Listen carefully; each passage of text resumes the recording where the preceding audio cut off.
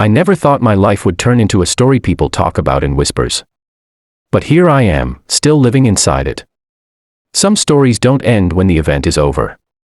They keep going quietly. In memories, in sleepless nights. In the moments when the world slows down and your mind refuses to. This is one of those stories. I met Lena in a small town called Riverside. The kind of place where days pass quietly and people believe bad things only happen somewhere else. She had a gentle way of speaking, a soft smile that made everything feel calm. When she laughed, it felt like the world made sense for a moment. I fell for her slowly, and then all at once. Back then, life felt simple. We talked about the future like it was guaranteed. We believed love alone could protect us from everything. We spent 5 years together. We were married for 2 of them. On the outside, we looked like a normal couple building a life. On the inside, we were fighting battles no one else could see. People only see what you let them see. They don't see the quiet tension.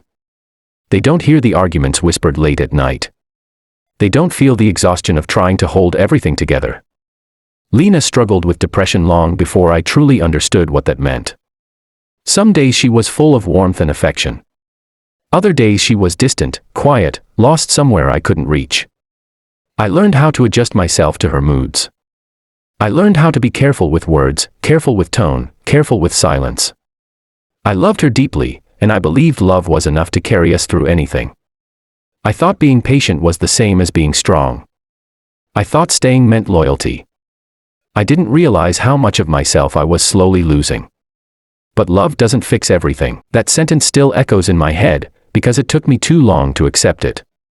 Over time, the weight of her sadness settled into our home. Conversations became shorter. Touch became rare. Promises turned into delays. We argued, then apologized, then promised things would change. It became a cycle that never truly ended. I kept telling myself that if I stayed strong, if I stayed patient, if I loved her harder, things would eventually get better. Hope can be dangerous when it keeps you trapped.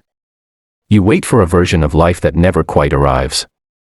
In April of 2022, everything collapsed. I still remember that month clearly. Not because of dates or days, but because of how heavy the air felt. Like something was coming and I couldn't stop it. I wasn't looking for proof. I wasn't suspicious. One evening, her phone lit up while she was away, and a name caught my attention. It was someone from her past.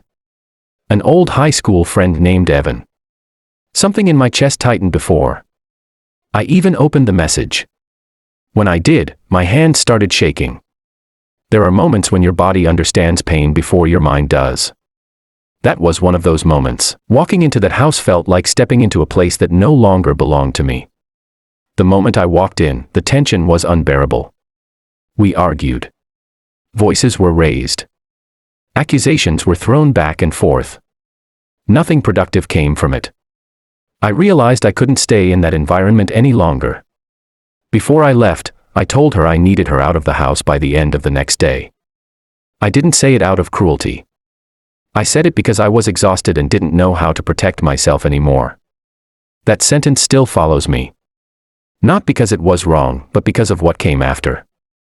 The next day changed my life forever. I got a phone call from a number I didn't recognize. The voice on the other end spoke slowly, carefully. Like they were choosing each word with caution. They told me Lena had been found dead. She had overdosed on her medication. Everything after that felt unreal. My body reacted, but my mind went blank. I dropped the phone. I remember shouting, but I don't remember the sound of my own voice. Shock wrapped itself around me and refused to let go. Grief doesn't arrive gently. It crashes in without asking. Guilt arrived immediately and never really left. I kept asking myself what I could have done differently. What if I stayed? What if I hadn't left? What if I hadn't asked her to leave the house? Those questions replayed endlessly, even though no answer ever brought relief.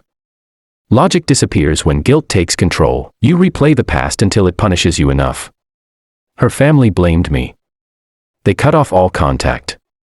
To them, I wasn't a grieving husband. I was the reason they lost their daughter. Their anger hurt deeply, even though part of me understood it came from pain. Still, being blamed for something so final leaves scars that don't fade easily. Being hated while grieving is a loneliness I wouldn't wish on anyone. I lost my wife. I lost her family. I lost the version of myself that believed life followed fair rules. I started therapy because I didn't know how else to survive. Week after week, I tried to untangle my thoughts. Some sessions helped. Others reopened wounds I thought were healing. Trauma doesn't disappear just because time passes.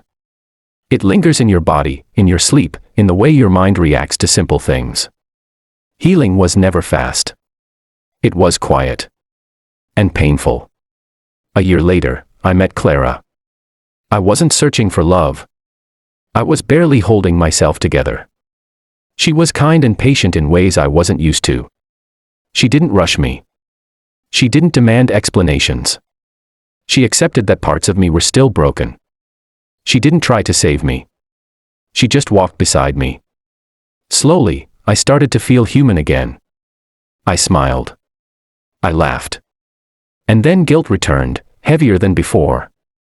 I felt like being happy was a betrayal. Like choosing life meant I had forgotten the past. Grief has a way of punishing joy. Lena's family hated me even more when they found out I had moved on. That hurt, but I realized something important. Their grief did not get to decide the rest of my life. Even now, the trauma follows me. Anxiety shows up without warning. Depression creeps in quietly. My self-worth still struggles under the weight of everything that happened. Some nights I wake up with my heart racing. Some days memories come back without invitation. Clara sees it. She understands that healing is slow. Love doesn't erase trauma, but it makes carrying it a little easier. Over time, I've learned something painful but true. I could not save Lena. Her choices were not mine. Loving someone does not make you responsible for their decisions. Staying broken forever would not honor her life. I didn't cause her death. I didn't abandon her. I didn't deserve to lose my future too. Choosing to move forward does not mean I stopped loving her. It means I chose to stay alive. If you're hearing this story and carrying guilt that isn't yours, I want you to know something. You are allowed to heal. You are allowed to find happiness again. Grief is not meant to be a prison. I didn't leave because I stopped caring. I left because I didn't know how to survive the pain. And surviving was the hardest thing I've ever done.